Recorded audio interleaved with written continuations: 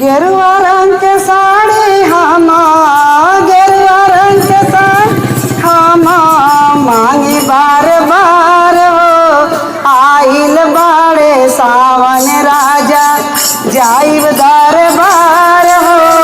आइल बाड़े सावन राजा जाइब दरबार हो आइल बाड़े सावन राजा गेरुआ रंग के साड़ी राजा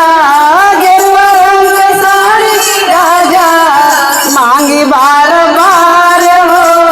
आइल बाड़े सावन राजा जाइब दरबार हो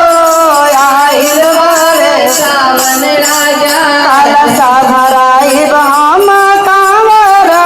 उठाई कलशा भराइब हम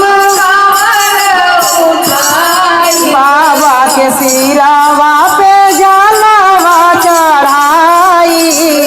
बाबा के सिरावा पे जलावा रहे अरमान राजा रहे अरमान राजा गेरुए रंग के साड़ी को ही खीना बारंबार राजा गेरुए रंग के साड़ी को ही खीना बारंबार गेरुए रंग के साड़ी को ही खीना बारंबार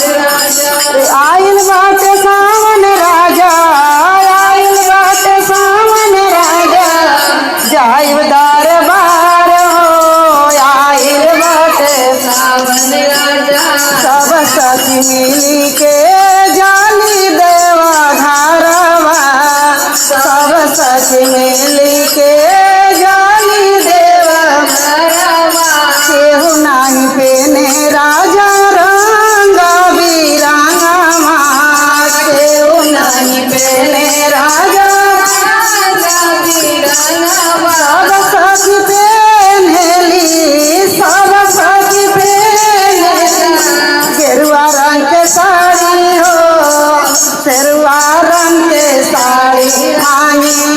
राजा बार बार हो गेरुआ रंग के साड़ी राजा बार बार हो गेरुआ रंग के साड़ी आइल बाड़े सावन राजा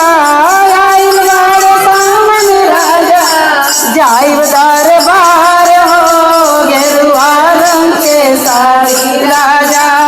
मांगी बार बार हो गेरुआ रंग के साड़ी राजा